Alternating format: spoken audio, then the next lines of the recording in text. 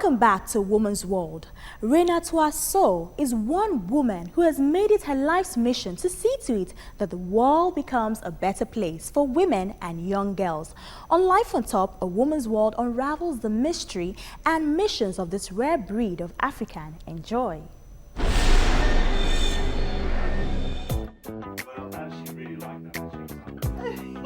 Renatoa So is an award-winning activist from Guinea. She often spends up to 13 hours a day at her computer. The internet is an important part of how she makes her dream to inspire and empower African women a reality. She founded the charity Make Every Woman Count in 2010, and since then she and her team have been giving African women a voice, advocating and promoting the rights of African girls and women. But her passion and interest in women's equality started at a young age. When I was 13, when I used to go to school in my neighborhood, some young girls would be there but not going to school, be doing domestic work, housework. And I was wondering why they have got the same age as me, why they're not going to school. But I find out some of them can't afford, or some the parents send them from the village to the city to come and study, and come obviously in the aim that they could study, but ended up doing housework. So I tried to convince their parents to let me teach those young girls whatever I learned from school, and that's how every evening after school at 6 I start teaching those young girls whatever I've learned, ABCD and all that, and that's how the whole thing started. She's worked with NGOs like UNICEF and the World Health Organization, but when the African Union announced that 2010 to 2020 would be the African Women's Decade, her response was to create the charity Make Every Woman Count and share women's stories online. I was quite influenced a lot by women in Congo, for instance, but also in my own country. A few years back, they had a demonstration there, and someone got raped in the daily life, which has never happened before. And for me, it was a big shock, because coming from a country where I would never thought something like that would have happened, and did happen, was really a big shock. I still have the image of that young girl.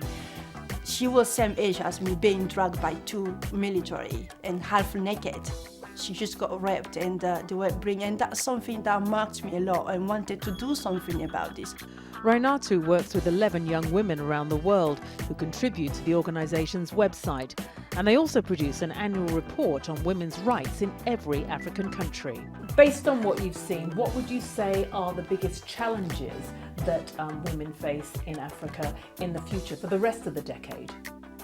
Well, it's definitely, when it comes to resources, that's really a big problem for women in Africa, because a lot of them have got wonderful ideas, but they don't know how to put it in practice. That's something that needs resources about as well, but also how to share experiences, to know someone who is in Zimbabwe is doing this program, this project, and you from Nigeria, you could see that and try to replicate the same thing. So there's a lot exchange and also a lot sharing experiences that we need here.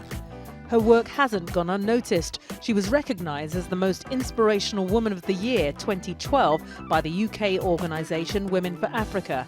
And Forbes magazine named her one of the 20 youngest power women in Africa last year.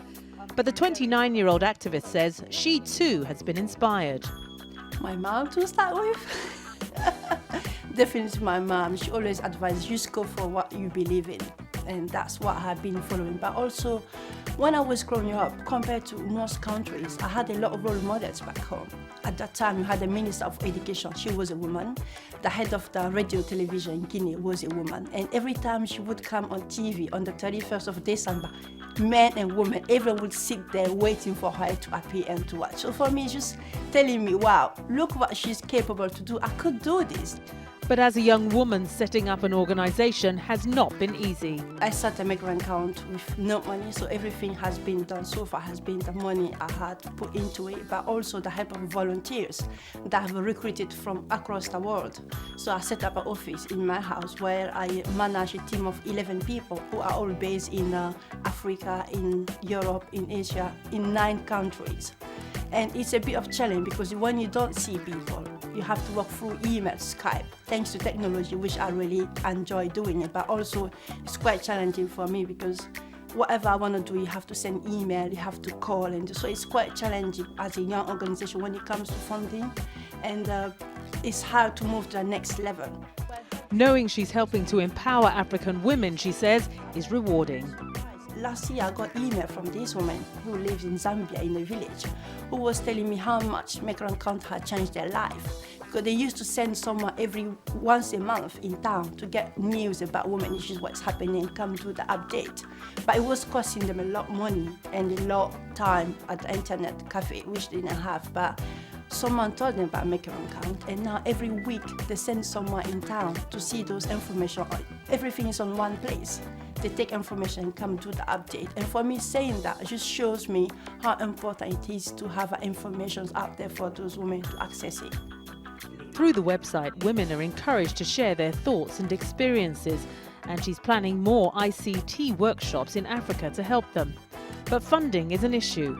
Rainatu says women and men must work together to create change. No matter how many good policies Africa has, no matter how many money they pour into the continent, if half of the population is not there to bring the power of knowledge, experience for the development of the country, I don't think we'll go far. So that's why it's good to explain to men this is not about fighting, but it's about fighting a system that is out there that stops half of the population to be part of the development process in Africa. She offered these words of hope and advice for those who share her vision of equality and development on the African continent. It's really important to encourage young people in whatever they would like to do or dream to do, to continue on that and to believe in themselves and to know that the road will be full of challenges, but as you believe in me and you believe in yourself, you will be able to overcome those challenges as well. On Trends today, we speak to a fashion designer who hints us on the latest ways to dress up for different occasions, especially if you're wearing a particular color. Stick around to find out more.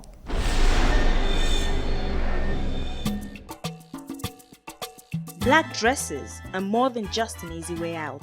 They seem to be a staple item for most women. From the different lengths, shapes, to different shades of black, one can get a black dress in whatever style or way one desires. We hung out with fashion expert Toby Mattins, and she lets us in on the advantage of having a black dress and the numerous ways it can be worn for different occasions. Why the interest in black dress? Almost, well, except maybe a few people like myself, almost all women want or have a black dress. What is the interest in black dresses? Black dresses are easy to wear to start with. Because they are black, it's a plain, solid color. Everybody looks good in black. First of all, there's a common misconception that if you're dark-skinned, you shouldn't wear black. That doesn't mean anything. Any skin tone can wear black. It just depends on your makeup, your hair, and how you accessorize. So the first thing to know that a black dress is very wearable, it's very versatile. It can transform. A black dress for me is like clay.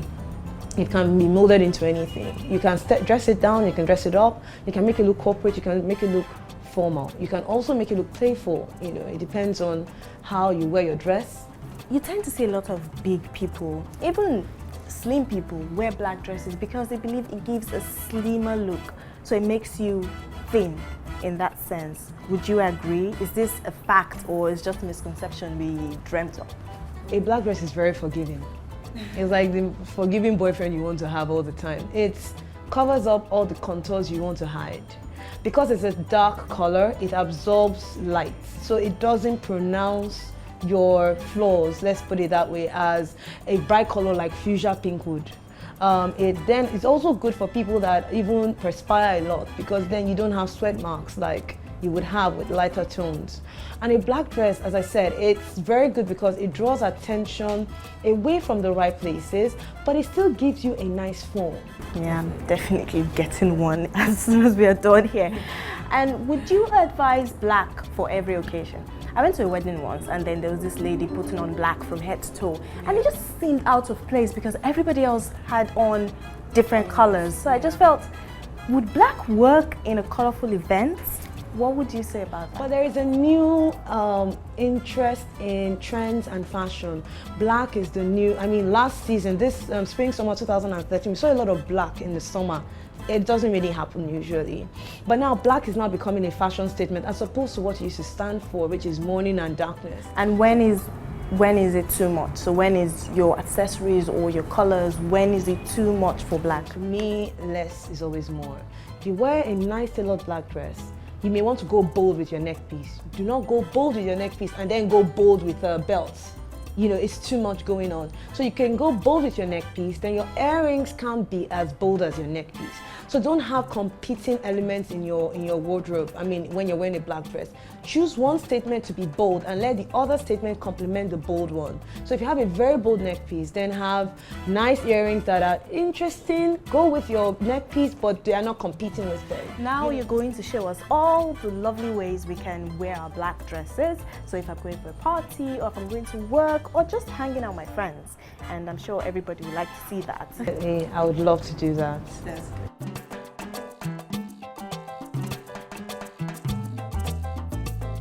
What we have here is a nice tailored black dress with an elaborate sleeve detail, and then we also have a nice covered black pump. Another essential in any girl's wardrobe is a black pump. You need your black pump. Now, when going work-inspired workwear, you want to make sure that you always have your toes covered because it looks more corporate than casual, because peep toe spells casual really. So you want to make sure that your shoes are covered. And now obviously for that, a very important power meeting, or even if you work in a bank, or you still need to maintain your sense of style. You don't want to look like you just sort of ran into somewhere and they forced you to dress corporate. So you want to look nice, classy, and you want people to respect you at work. And for that reason, the length of your dress is very important. You can have it form fitted, but make sure that it's a nice length up to your knee or a bit below your knee. Now also, a lot of girls don't carry briefcases, but I tend to think that it works for both men and women. What we have here is a good outfit, a good way to wear a black dress to a wedding. So as I said, a black dress is a nice plain background and it can work. And we can also combine accessories and colors on the dress. So as you can see here, I have a fuchsia pair of pumps. I have a fuchsia clutch bag. I also have a nice neck piece that isn't fuchsia, it is brown and gold. And it goes well with, it's also a set, it has like a hand thing that is also brown and gold, a bracelet.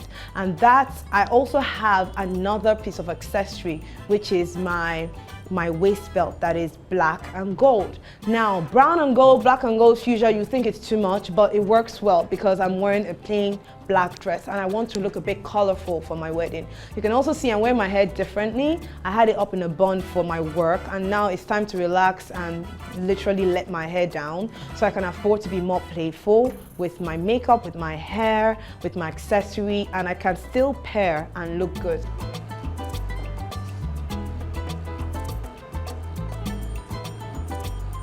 So here we have a very good way to wear a black dress to either a church service or even a wedding reception as well.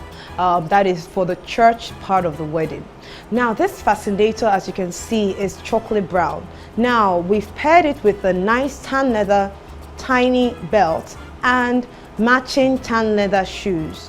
This shoes has a buckle detail which makes it look more churchy, for lack of a better word, more dressed down and church and you know, event appropriate for things of that nature. So then we've paired it here with not any accessory because we want to look demure. We want to look simple yet understatedly classy. So we have the nice epi leather black bag.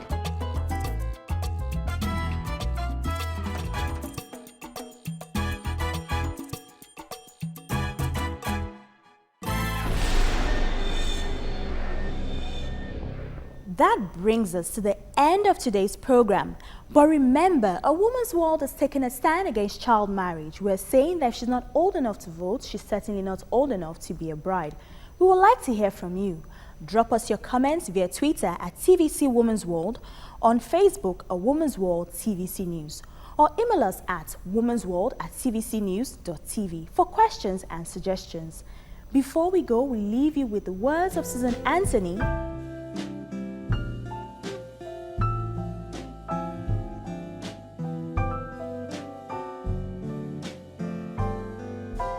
It has certainly been an interesting show for me. Hope you have had a good time. Do tune in next time. I am Oinala Sali.